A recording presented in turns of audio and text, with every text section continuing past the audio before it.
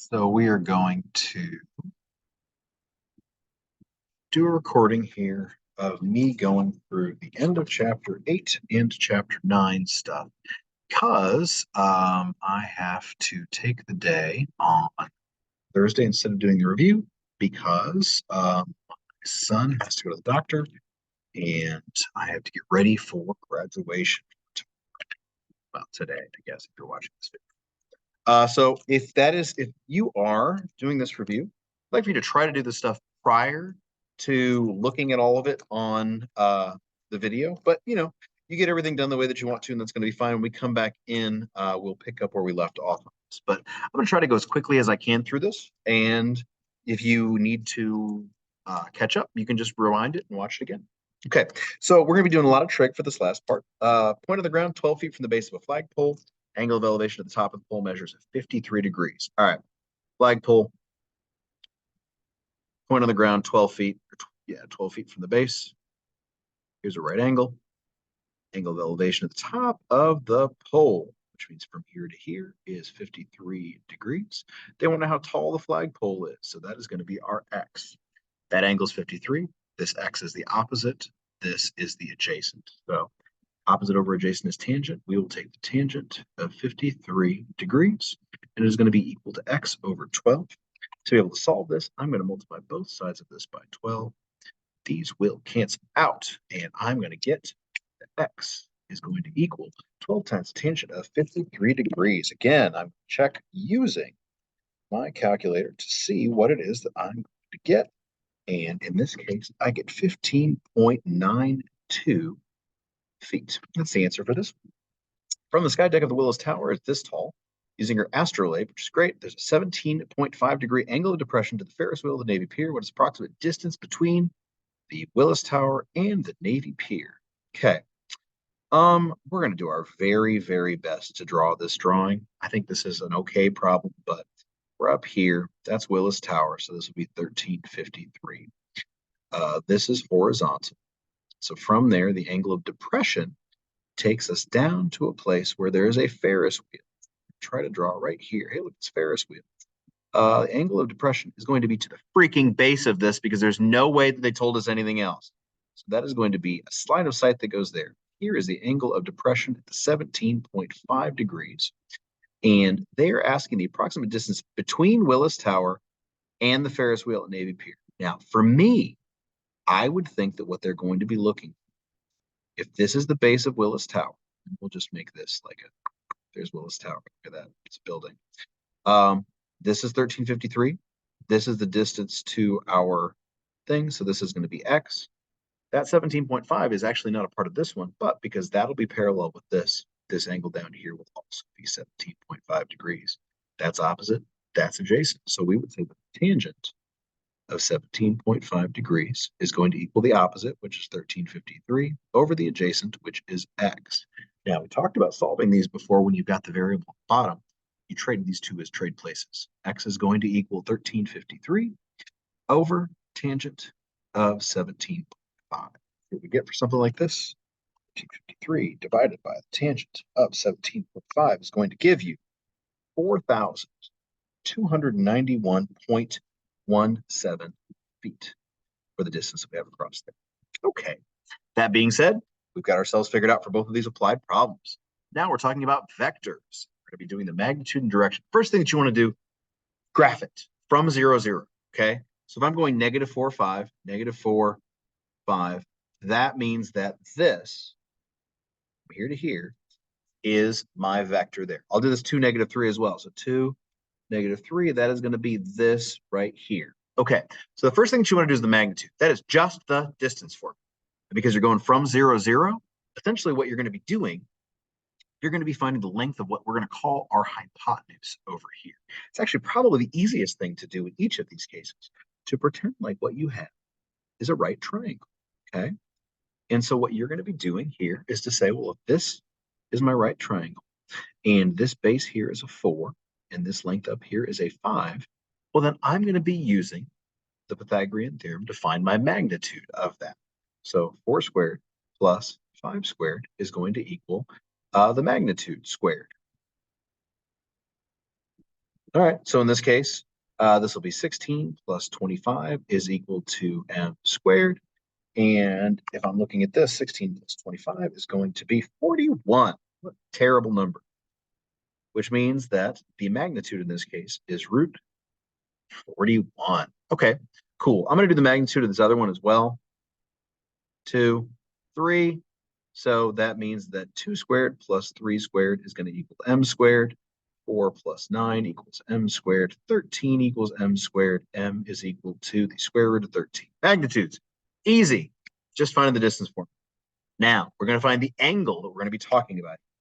In our case of what we're looking at here, we're always going to be rotating all the way around to that place for what we're looking at. Here, this is an angle that is going to be over 90 degrees. So we're not going to be able to use trig to find that one. But if I use the triangle that I created on the inside here, I can use this to find an angle that would be right there. And because I'm looking for this part, I can subtract that from 180. So to find this theta that I have right there, I'm going to use tangent because the opposite here is 5 and the adjacent here is 4.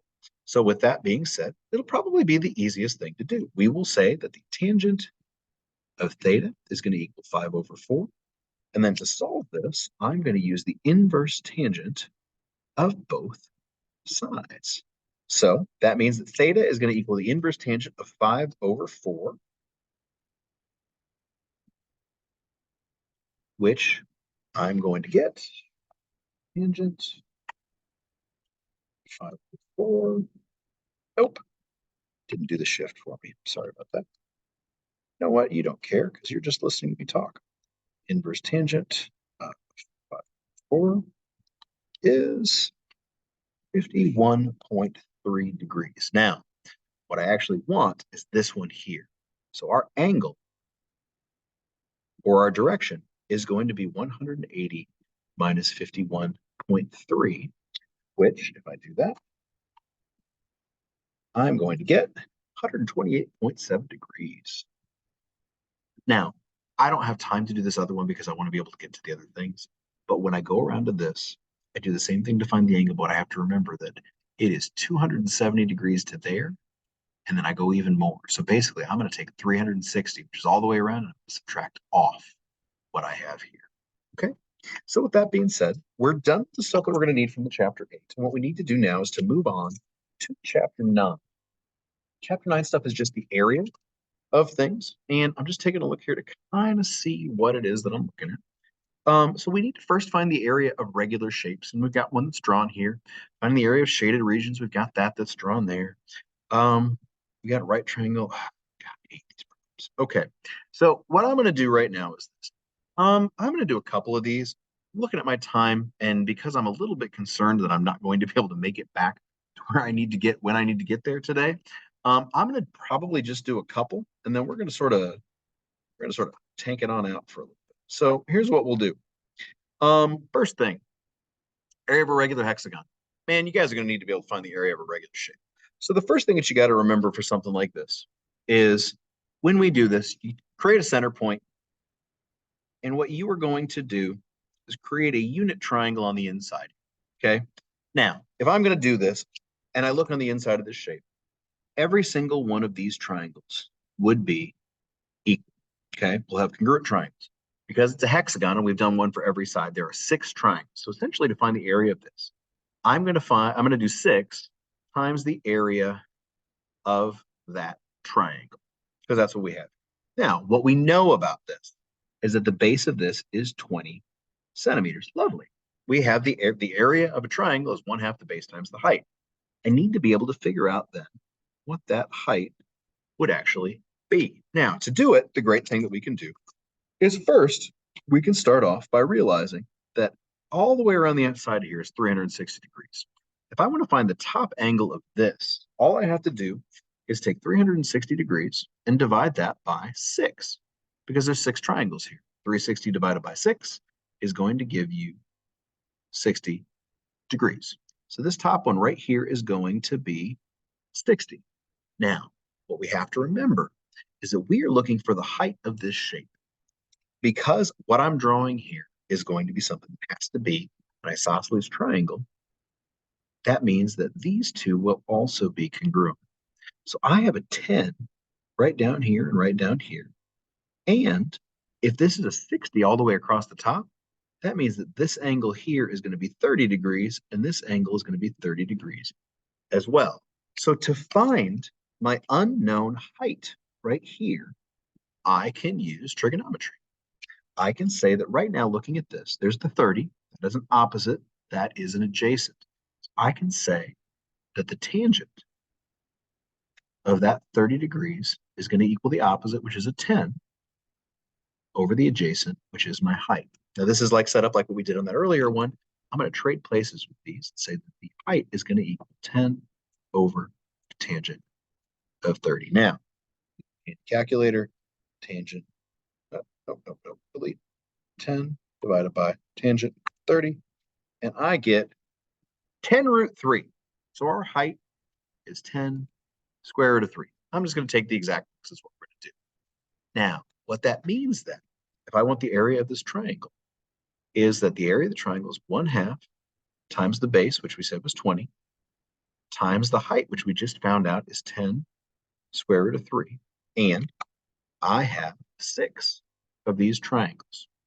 When I am done multiplying this all the way through, 20 times 10 times 1/2 times 6, I'm going to get 600 square root of 3 centimeters squared as the area that I have.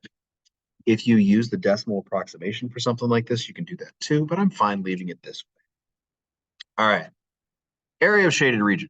In the case of what we're going to be looking at here, we need to be able to see what the big area is and then take off what we have for the gaps. So for something like this, that I have a height of 10.5 and a width of 21, what we need to be able to remember is that we are looking at a rectangle minus 2 circles.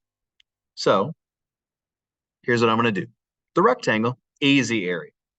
The length and the width will have 21 by 10.5. That's super simple. The circles themselves, we don't really have all the information, but what we do know, because of both of these being in this direction, they will both have a diameter of that 10.5, which means the radius is going to be 1/2 that. Well, half of 10.5 is going to be 5.25, and they are congruent triangles. So I'm going to subtract twice the area of that circle, which is going to be pi times 5.25 squared. Now, is this going to be pretty? Hell no, it's not going to be pretty, but it's going to be fine.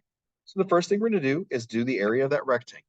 21 times 10.5 is going to give us 220.5 for the shaded rectangle part.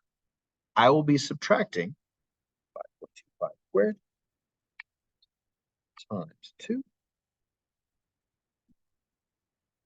55.125 pi. Now, this is the exact number that we're going to have. If I have this minus this is the way that we can do this. This centimeters squared. If you want a decimal approximation, for this one, there's a lot of crap. So I can understand this could be something you could deal with. I'm going to put the pi button on here. This approximation would be 47.32 centimeters squared. Okay, checking my time. What I'd like to do is this. We're talking about the dimensions of a right triangle increased by a factor of 3. Describe the effect on each of the following measurements. Man, I'll come back and do that stuff when we come back. I don't know that I'm going to have time to be able to do that now because it's going to take a hot minute. Area and perimeter of the following figures. In the case of these two, areas shouldn't be hard. You're basically breaking them up into things. This is going to be a square minus a quarter circle. You can figure that part out for the area. It's also going to be all the sides plus a quarter of the circumference. In the case here, I'm going to be doing this triangle's area plus the triangle of this square, or all the sides. I'm going to have to use the Pythagorean theorem for the diagonal. I think probably it wouldn't be a terrible idea to do either 12 or 13 here. This one's not bad because you've cut out a rectangle from a triangle. Let's play with this one because you've cut a triangle out of a rectangle. So in this case, you're going to be doing rectangle minus triangle. We know the height, which is great. We just don't know what the base is. So we'll have to figure that part out. The area of the rectangle is going to be 8 times 13. And the area of the triangle is going to be 1/2 the base, which I'll figure out in a minute, times the height, which is 6. Now, if we're going to figure out this base, the nice thing is we know this is 4 and this is 4. So those together are 8. And because this is a rectangle, what's left, these two have to be the same. So 13 minus this 8 means that that base there is going to have to be a 5. So 8 times 13 minus 1/2 times 5 times 6 is going to be 104 minus 15, which is going to give you 89 meters squared. I think that's the last one we're going to go through in terms of the amount of time that I have for this today. So with that, I will stop sharing and I will end the video.